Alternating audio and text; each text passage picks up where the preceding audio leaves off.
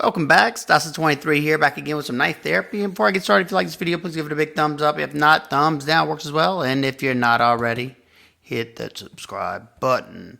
Today I have a kind of unboxing for y'all. I bought two knives from my local shop, and I haven't really got to check them out too much. One's a new release, and the other is an older one that I've been wanting, and I got a great deal on it, so I couldn't really pass it up.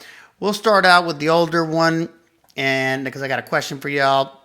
It's a Benchmade Hunt Series fixed blade. You don't see fixed blades too often on the channel. I just don't have a whole lot of use for them at this current point in my life, but I'm starting to get into the EDC fixed blades a little bit more.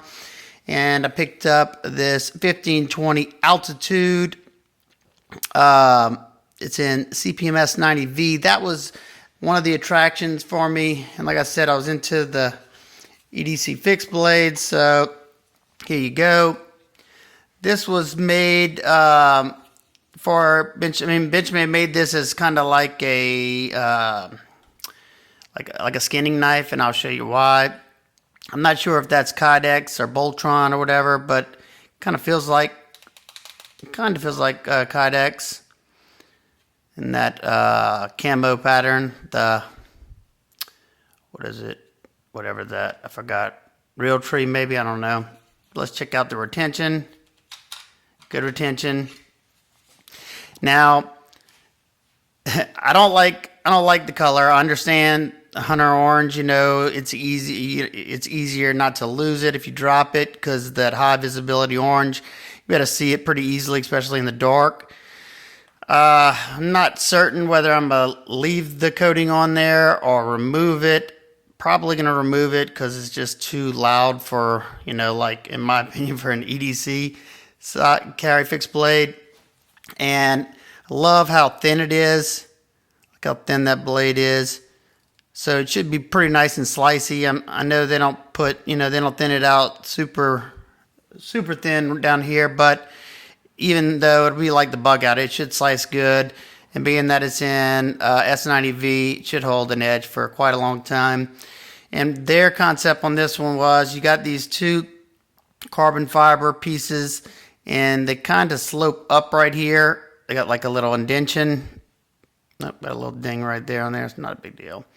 And then you got jimping for right here if you're holding it back here in the normal grip. And you also got jimping up here, more so for the skinning. And what you do with those little notches, and it does work rather well. If I ever get to go hunting again, I'll try it out. But you can put this finger on that little pad and the thumb on that pad, and then come up like this and have the jimping right there so you don't slip. And you got a lot of control with that. I think that's really, really cool. But my plans for this knife, and I want to get some feedback from y'all. Like I said, I'm not sure if I'm keeping the orange, but if I keep the orange, I plan on removing the little tab and making a full length scale for it, just so it fills out the hand better for more of an EDC. And I want y'all to let me know what y'all think, which is y'all favorite material I should go with. I got a bunch of handle scale material. The first is cross-cut black micarta, canvas micarta, and it's hard to tell because it's like real light, but you can see the sides black. If I should put some oil on it so I could kind of get the thing, but I think that would be beautiful, especially if I keep the orange, the black and orange. You know, that's why they went with the carbon fiber there. Or if you like the carbon fiber, I could just go ahead and put two full carbon fiber slabs on here, which I think that would look excellent as well.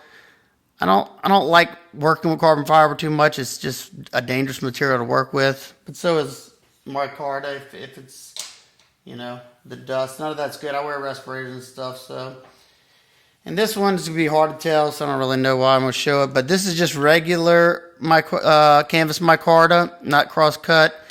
And you can maybe see I kind of did a little polish over on this side. Just to see it's a black and green, and it's hard to tell. This is what the scale really usually looks like, and this is the other side of it. So it's just black and green layers. So you're gonna more so see one color than the other unless you put in like contours on and stuff. So that one may look okay. The green, I'm not so sure with the orange. Let's see, this is what green linen would look like. And here's one that I was planning on. I might wait and say this for something special, but I think it's going to be a beautiful handle material. It's called Mocha Crosscut Paper Micarta. In the mocha color, and you can see the color right here. And whenever this is wet, you can see it's like a dark brown color.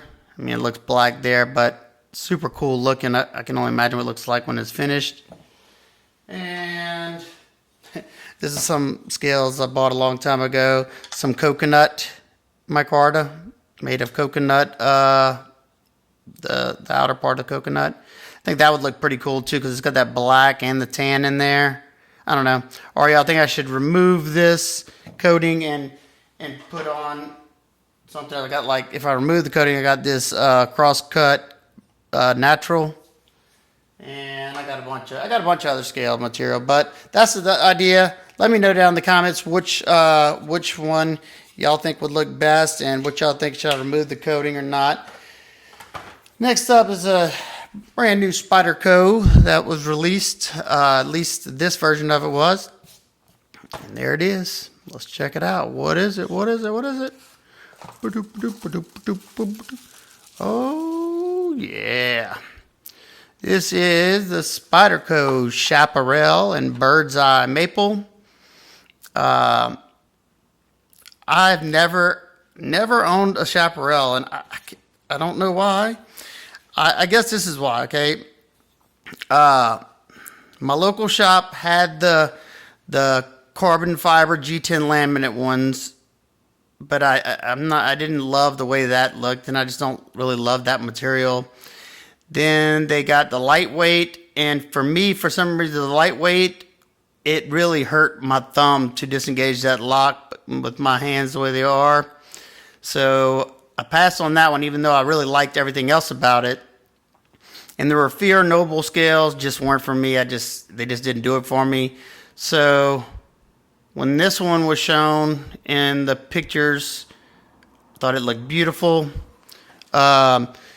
Now, of course, every one of them's going to look different. That's just the nature of a natural material, especially wood. You got different grains and stuff like that. They had 3 of them to choose from, and this was my favorite one right here.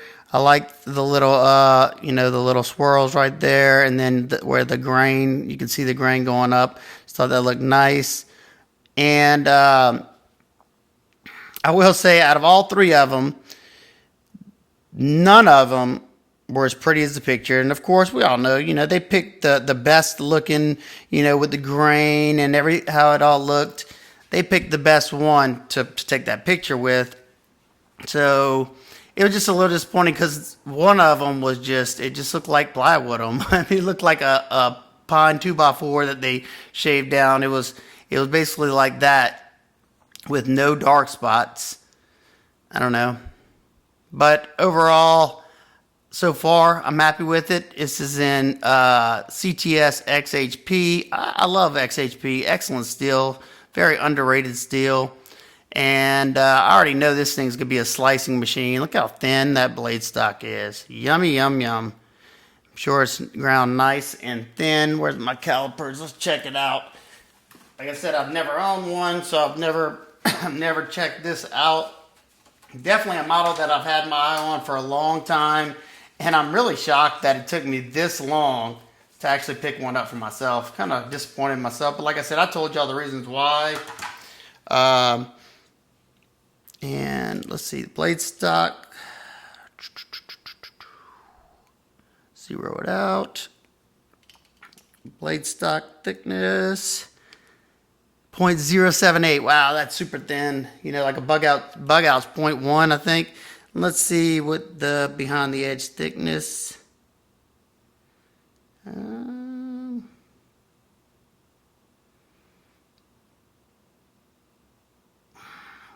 God, it's hard to do this behind camera. Okay, that was it right there. About 18 thousandths there. And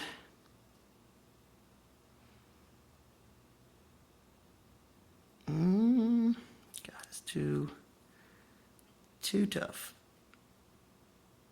And in the back, it is around crud.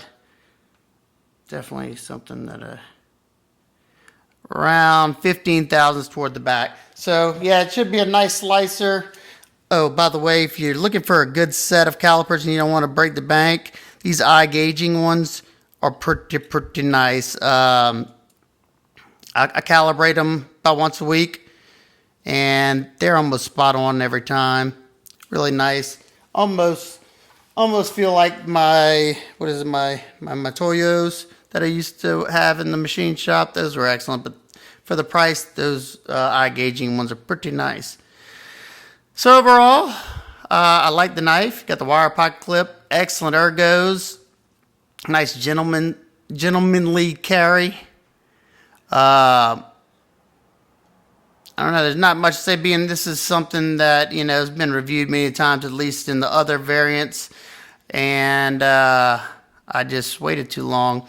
Now, one thing I did notice, let's see, you know, is that the action isn't as smooth as whenever I handled the carbon fiber one and the lightweight. Those seemed like they were a little bit smoother. Almost seems like the spring for the lock bar might be a little bit more tension on it. I mean, I know I could fix that, but I'm just saying from factor, all three of them had the same exact action. So that's good for quality control, but it's not a drop shut. Even if I push all the way down, I got to give it a little nudge. And I can't Spidey flick it. That's as further as I can go. Let's see, let's try it again. Now, there it goes. It may break in, and we'll see.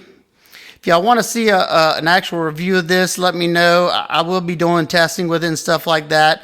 Maybe I can record some of that if y'all want to see that. This is a Tai Chung model. Just an awesome little blade. I love this size. Plus, just so if you don't own a Chaparral, I've never handled one.